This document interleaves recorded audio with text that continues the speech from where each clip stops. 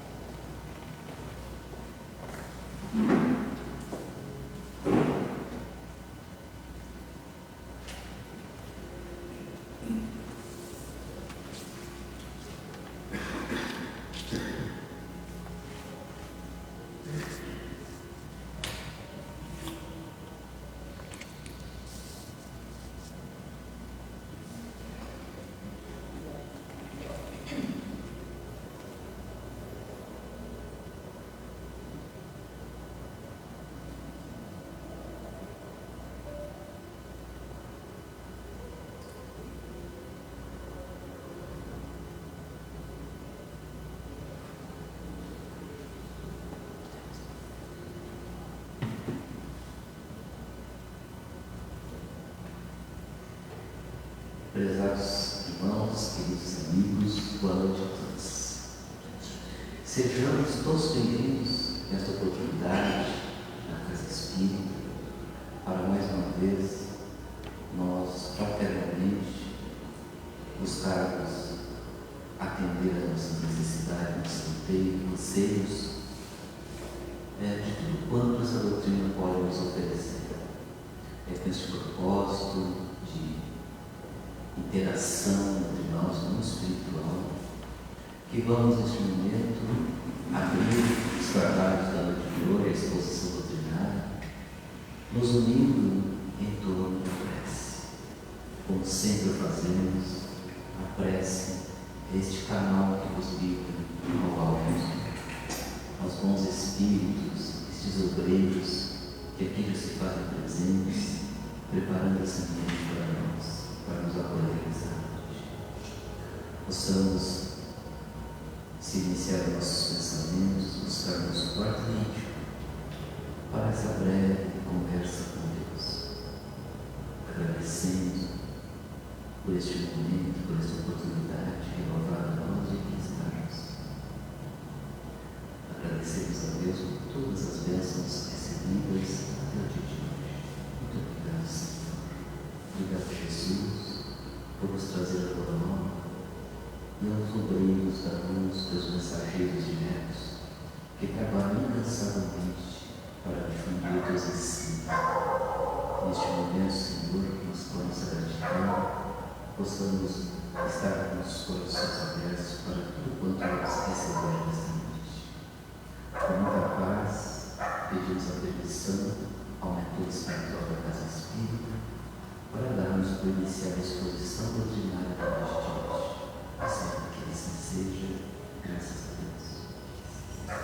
E conosco hoje o nosso colega aqui de Labuta Espírita, Fábio Souza, que tem a responsabilidade de nos transmitir a mensagem que preparou para todos nós.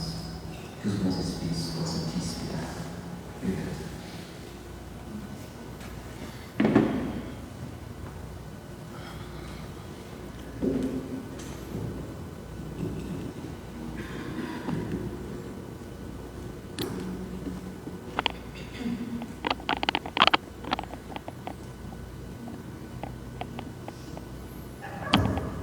Boa noite a todos. Que bom nós estarmos aqui reunidos para estudar um pouco mais, relembrar um pouco mais também da doutrina espírita, para podermos ter essa força no interior, trabalharmos em nós, para que a nossa vida seja melhor, seja com mais calma, com mais luz, e que a gente possa viver plenamente. O tema da noite de hoje, verdadeira pureza, é extraído do capítulo 8 do Evangelho. Tem alguns diálogos aqui com Jesus, os escribas e os fariseus, muito interessantes, que são atualizados até hoje, esses ensinamentos.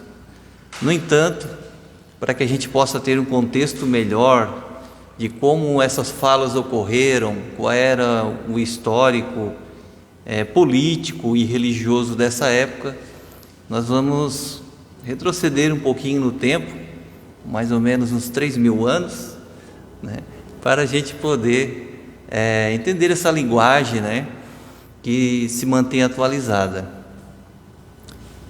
Em determinado período, o alinhamento de Jesus com Deus permite que a humanidade possa receber um novo impulso de adiantamento diante das leis divinas.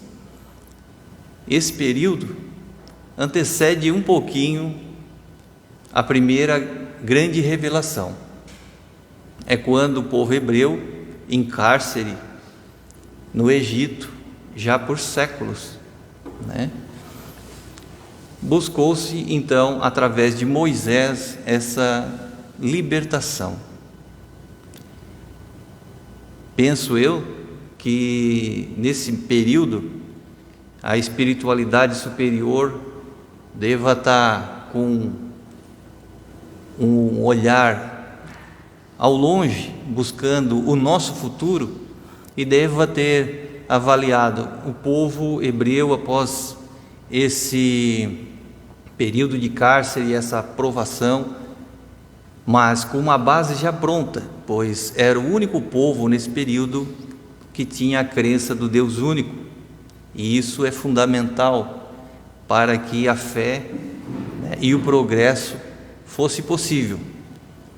Então, Moisés é esse espírito, né, elevado, que vem até a terra para conduzir a libertação do povo hebreu, do cárcere do Egito, e levá-los, conduzi-los até um local próprio, porque se eles estavam em cárcere, precisavam de um local para se estabelecerem como povo e começarem a desenvolver-se.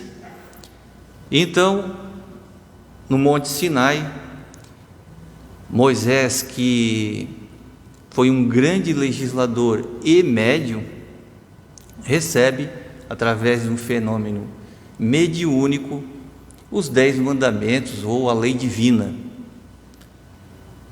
Mas todos nós sabemos que receber a lei e compreendê-la não basta para que ela seja cumprida. Então, Moisés, além dos 10 mandamentos, para que ele pudesse conduzir o povo no deserto, pudesse ter a adesão desse povo, institui mais 613 normas que se transformaram ao longo do tempo em leis civis, para que o povo pudesse ser conduzido. Essas leis orientavam sobre a saúde, a higiene pessoal, a sexualidade, a educação dos filhos, a forma de oração.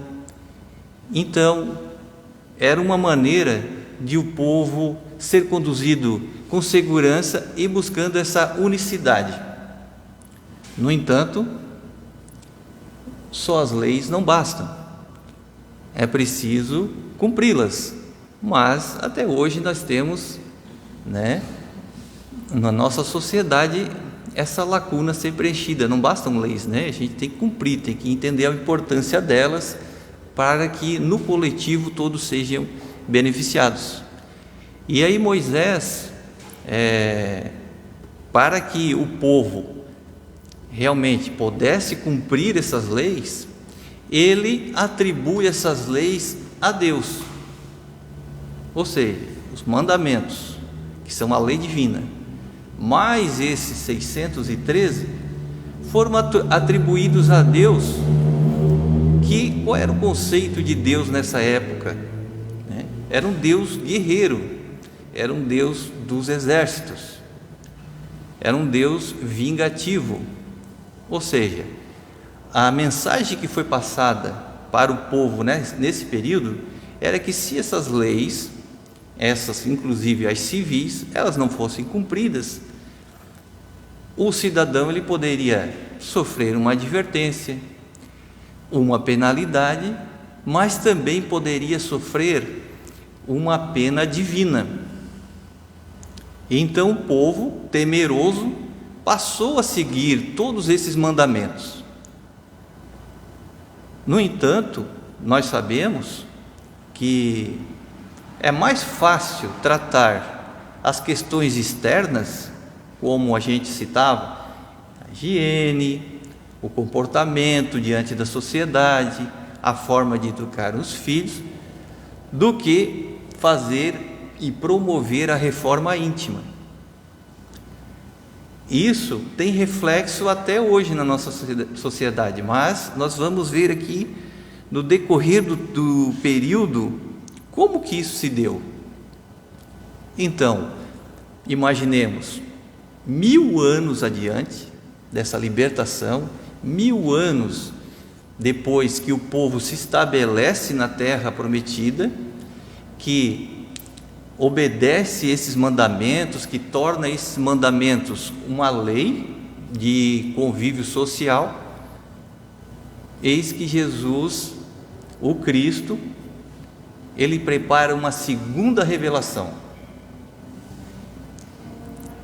Ele olha para o cenário da terra, dos humanos, e ele deve ter pensado: o povo agora já está estabelecido, já é uma sociedade constituída, crença no Deus único, a lei divina já foi apresentada a eles.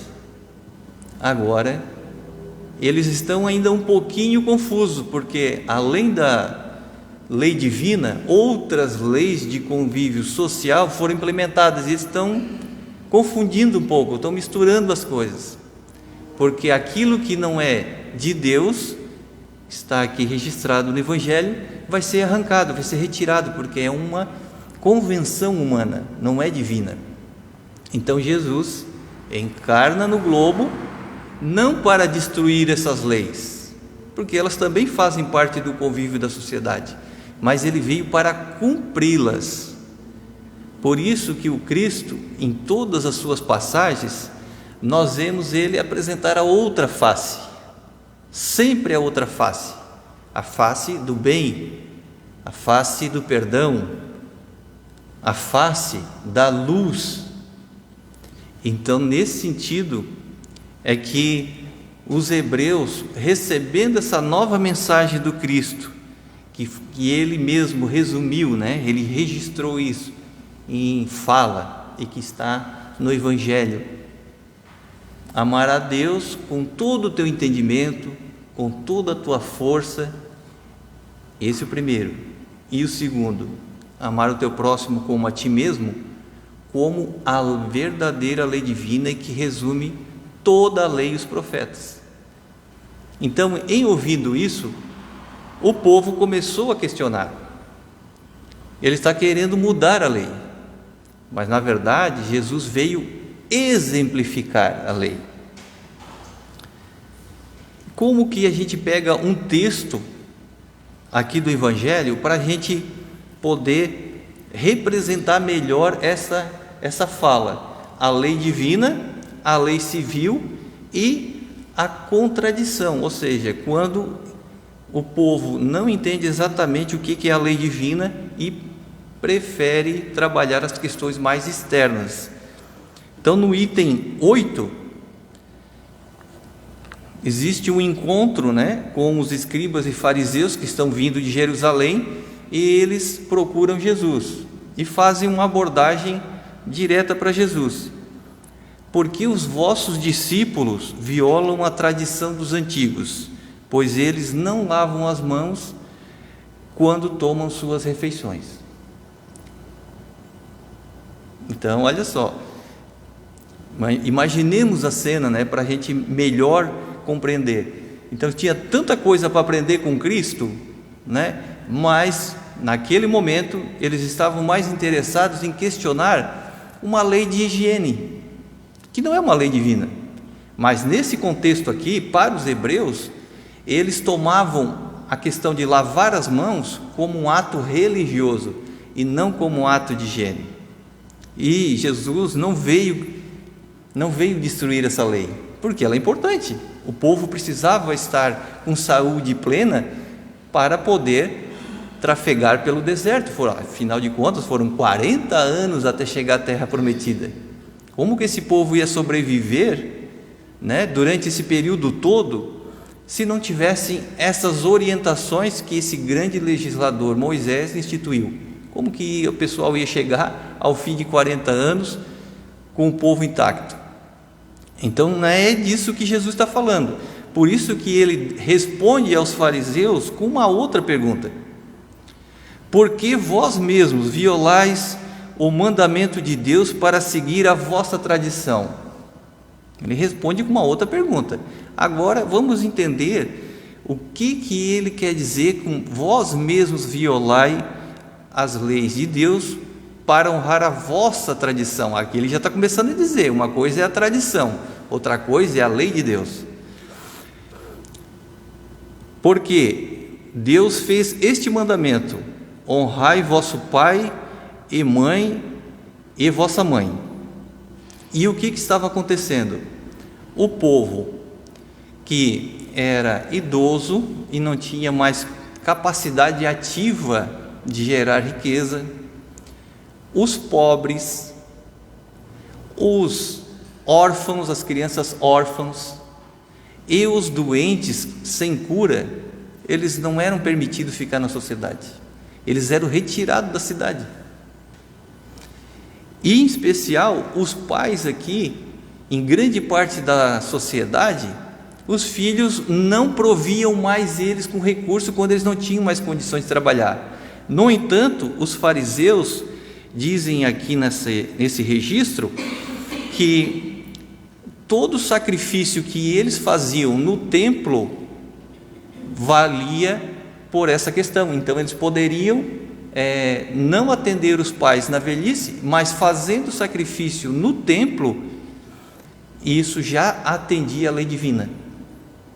E aí Jesus, com firmeza, ele diz, né, hipócritas, Isaías bem profetizou de vós quando disse: esse povo me honra com os lábios, mas seu coração está longe de mim, e é em vão que me honram ensinando máximas e ordenações humanas.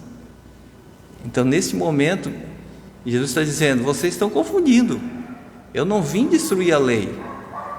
A lei civil é boa, ela faz a sociedade se tornar mais forte, mas quando nós estamos falando de lei de Deus, não é de lavar a mão, não é o que você põe na boca que contamina o homem, mas é o que sai da boca, porque o que sai da boca procede do coração, e é do coração que saem os maus pensamentos, os assassínios, o adultério, a maledicência e toda a ordem de defeitos que nos prejudicam, que contaminam, vamos assim por dizer, a nossa alma. Então, nesse aspecto, Jesus repreende os fariseus e aproveita o momento e chama o povo que estava próximo. Chama o povo que estava próximo e diz: escutai e compreendei bem isso, que que não é o que entra pela boca que contamina o homem, mas o que sai da boca. E toda planta que meu Pai Celestial não plantou será arrancada. No caso, ele está se referindo às leis divinas. Essas, ele veio para dar o cumprimento, mas naquelas que são convenções humanas, não, ele não veio destruir, mas ele não veio dar o cumprimento. Então, mesmo com esse arranjo, essa conversa que teve entre Jesus, os fariseus, os escribas e depois o povo, um fariseu convidou Jesus para jantar naquele dia, e ele foi. No entanto, mesmo que ele não tenha verbalizado, Jesus percebe o seu pensamento, e ele falava a si mesmo que Jesus, mas por que ele não lavou as mãos antes do jantar? E aí Jesus fala diretamente para ele: tendes grande cuidado em limpar o exterior do copo e do prato, mas o interior de vossos corações está cheio de rapinas e de iniquidades.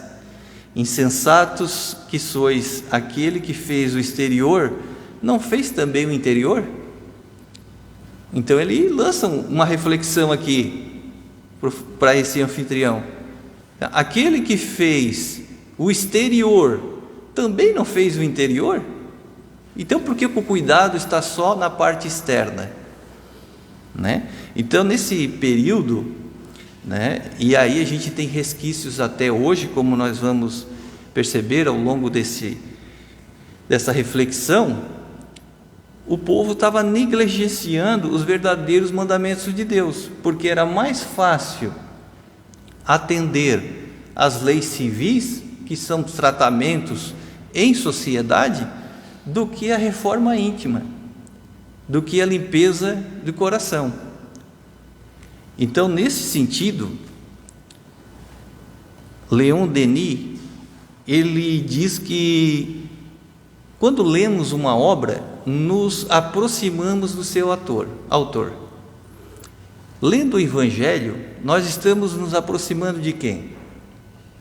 Do Cristo. É do Cristo que nós estamos aproximando. Mas quando tem esses relatos, né, por exemplo, essas conversas com fariseus, as parábolas de Jesus, o que isso nos traz?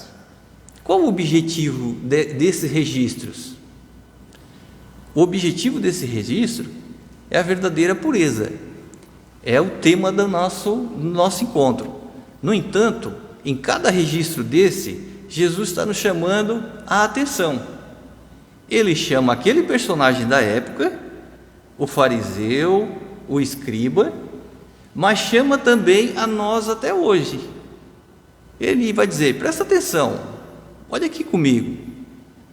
Não é a forma como você se veste ou como você se porta na sociedade que vai fazer toda a limpeza da sua alma. Não é a parte externa, mas é o cuidado que nós devemos ter desde a formação do nosso pensamento, da forma como nós nos relacionamos nos diversos papéis que nós desempenhamos, na família, no trabalho, nas nossas amizades, que vão nos gabaritar, que vão nos imprimir novas virtudes. E aí temos aqui alguns exemplos que são clássicos aqui do Evangelho, que a gente sempre busca estudar, né? Então me peguei aqui, por exemplo, quando a mulher pega em adultério, né? E os fariseus queriam apedrejá-la. Olha só o entendimento da lei do povo nessa época. Então aquela cena que a gente vê às vezes em filme, né? Que é uma representação do registro do Evangelho. Jesus está lá, né? Escrevendo no chão alguma coisa, sereno. enquanto cada um dos doutores da lei com a sua pedra, cada um com o seu tipo, porque até isso eles tinham um planejamento. Um tem pedras maiores, outros menores, outras médias, e cada um tinha que produzir um efeito na vítima. Mas o destino final era o desencarne. Bom, se a lei divina diz amar a Deus sobre todas as coisas e ao próximo como a si mesmo, e na sua extensão aí vem um não matar, como que eles iam corrigir alguma coisa dessa mulher se eles estavam buscando a morte dela? Percebe como existia aí uma contradição? Correto, que não é lícito o adultério. No entanto, a lei divina diz não matar, e eles queriam puni-la com a morte. Então estavam transgredindo a lei de Deus em detrimento de uma lei civil. É isso que o texto está nos norteando, nos orientando, que as leis divinas são soberanas, e o entendimento que nós temos e precisamos obter delas é o seu cumprimento. Não é só o saber, mas é a prática. Então, para a mulher que foi pega naquele ato ali, registrado, para ela, o perdão. Tanto que, quando Jesus é questionado sobre se era correto proceder, ele diz: tudo bem, vamos refletir um pouco aqui. Ninguém tem nada contra a lei divina, ninguém está devendo aqui para a lei divina, não tem pecado, pode atirar a primeira pedra. E olha a capacidade e olha a energia de Cristo, porque na mente deles estavam corretos, estavam seguindo a lei. Cada um larga a sua pedra, dos mais experientes, dos mais velhos, aos mais novos, e todos saem. E Jesus, no final, ainda diz: eu também não te julgo, pode ir, ides e não pequeis mais. Ou seja, vai e não erre mais, aprenda a lição. Também tem um outro registro que me chama bastante atenção, que é aquela da moeda, né? Dos impostos. Dai a César o que é de César e a Deus o que é de Deus. Até hoje a gente lida com isso, né? Porque dar a César o que é de César é pagar os impostos, é contribuir com o bem social comum, né? Então, se eu tenho uma empresa, eu tenho as minhas obrigações, né? Mas essas obrigações, elas também refletem no equilíbrio da sociedade, né? Então, se eu pago os impostos certinhos, esses impostos depois são direcionados para o bem comum. Desta forma, a gente não tem um desequilíbrio tão grande, né, a fim de que eu possa ter segurança, bem-estar no ir e vir. Não preciso andar com um carro blindado, posso andar com o meu carro normal, né, e não temer, porque a sociedade está equilibrada, todos nós estamos evoluindo. Assim também são as curas registradas, né? Sempre que Jesus curava alguém, ele deixava uma mensagem, deixava uma reflexão. Então me lembro quando ele curou o cego, né? E o cego, ele pergunta para o cego: o que queres de mim? Eu quero ver. Então vê. E o cego passa a ver. No entanto, ele diz: ide e não pequeis mais, para que algo de pior não te ocorra. Então, aquele personagem ali, ele estava com uma deficiência física, mas tinha algum motivo por isso, tinha algum aprendizado nessa dificuldade de visão. E Jesus deixa o registro, deixa aquela pitadinha para a nossa reflexão: ide e não pequeis mais, para que algo de pior não te ocorra, porque às vezes é o nosso olho que nos encaminha para o lado errado. A forma como nós enxergamos o nosso dia a dia nos conduz para um caminho que talvez não é o nosso ideal, não é o que favorece o nosso desenvolvimento, né? A primeira leitura aqui vem tratar exatamente desse assunto. Como que a gente direciona o nosso pensamento para o lado positivo, como a leitura estava nos trazendo, esse manancial de energia que está ao alcance de todos nós. Nós somos seres inteligentes, temos a capacidade de buscar soluções e temos a capacidade de co-criar junto com Deus, porque toda obra positiva que nós operarmos, nós estamos ligados a Deus. Quando nós não praticamos o bem, nós estamos nos afastando de Deus. Ainda que Ele seja infinitamente misericordioso, para nós um dia acordarmos, nós vamos ter que passar por alguma provação. No dia a dia é normal que nós tenhamos dificuldades, porque é do nosso plano. Mas se nós obrarmos, se nós persistirmos com coragem, nós com certeza venceremos, porque não estamos sozinhos. Além de nós todos aqui encarnados, nós temos o do outro plano. Essa turma aqui não nos abandona nunca, que está sempre junto com a voz da nossa consciência a nos orientar, nos dar uma orientação, nos chamar a atenção. Bastamos estarmos atentos, buscando o silêncio interior para poder ouvir. Inclusive, recordo aqui de um registro também bem importante do discurso, da conversa, aliás, de Jesus com a samaritana. Quando ela sente a vibração de Jesus sobre a fonte, essa água que nunca mais ela teria sede, ela pergunta, ela fica até entusiasmada, E ela pergunta, mas é importante que eu faça a oração aqui no Monte Gerizim ou lá em Jerusalém? Onde eu devo orar? E Jesus diz para ela: ore a Deus, porque Deus é Espírito, Deus está em todo lugar. E isso também reflete para nós até hoje.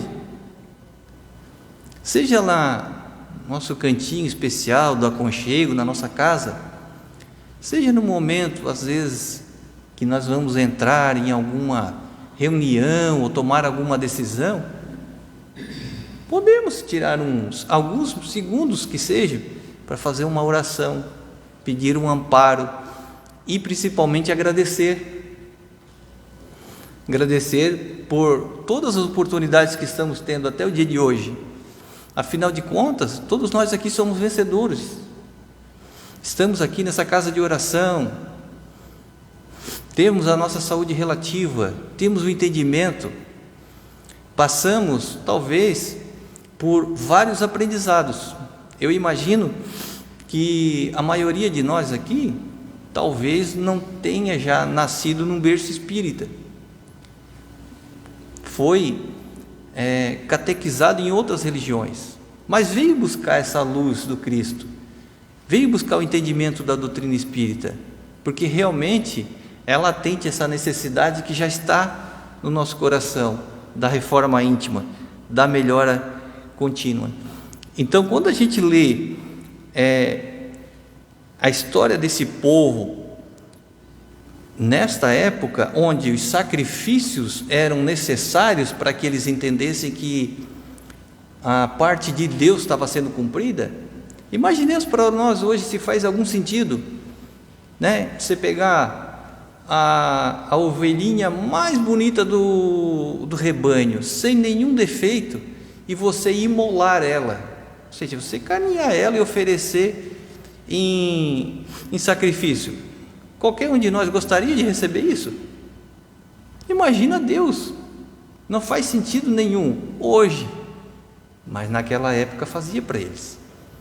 No entanto, como a gente está sempre estudando e sempre evoluindo, essas práticas ainda existem, sim, ainda existem, mas para nós espíritas não faz mais sentido. O que faz mais sentido para nós é a nossa consciência nos chamando a sacrificarmos as mazelas que ainda temos na alma. Aqueles defeitos que nos entravam ou que impedem um salto na nossa evolução como pessoas do bem, pessoas que praticam a caridade, que são mais compreensivas, são esses defeitos oriundos do orgulho e do egoísmo que nós precisamos sacrificar. Então nós podemos sacrificar a maledicência, falar mal das pessoas, fofocar, fazendo um jejum de maledicência. Nós podemos fazer esse exercício em nome de Jesus, para que um dia nós possamos fazer outros sacrifícios dessa natureza em nosso próprio nome, de forma automática, que nós não precisamos nem nos esforçar, porque é natural. Quando a gente não tem afinidade com algum irmão, a gente não tem que se esforçar para tratá-lo bem, para tratá-lo com cortesia. Só que quando a gente faz um pré-julgamento, fulano está chegando, eu já sei que ele vai me pedir alguma coisa. Eu não verbalizei, mas eu pensei. Quando eu dou um bom dia e pergunto se está tudo bem para ele, eu emiti uma vibração. Essa vibração é percebida. Mas é importante que nós façamos esse exercício por ética, mas para que um dia a gente possa ser totalmente natural, aceitando cada um dos nossos irmãos exatamente como eles são. Porque se a gente pensa que é um pouquinho melhor que alguém na Terra, pode ter certeza, a gente pode até ser um pouquinho do que alguns, mas a gente já foi bem pior. E a nossa encarnação pretérita foi pior do que essa. Essa é a nossa melhor fase. É esse pensamento que nós temos que ter. Nós estamos com uma baita oportunidade, encarnados, com um agrupamento maravilhoso desse, com a liberdade de expressão e de escolha, e nós estamos na nossa melhor apresentação. Então imagine, se a gente ainda se a gente se conhece, se a gente faz esse exercício interior, a gente sabe onde que a gente precisa melhorar, e é a nossa melhor versão no momento, mas a gente pode crescer muito mais, e com certeza seremos. Em resumo, essa era a principal mensagem que eu consegui extrair do capítulo 8, porque todas elas aqui, bem a minhas criancinhas, verdadeira pureza, mãos não lavadas, todas elas é um convite e uma explicação para que nós possamos promover a nossa reforma íntima, mas através do intelecto e principalmente da nossa conduta moral. Para finalizar, eu selecionei aqui uma mensagem que eu achei muito interessante e que casa bem com essa nossa reflexão. Quem é o benfeitor? É o que ajuda e passa. O amigo é o que ampara em silêncio. O companheiro é o que colabora sem constranger. O renovador é o que renova para o bem.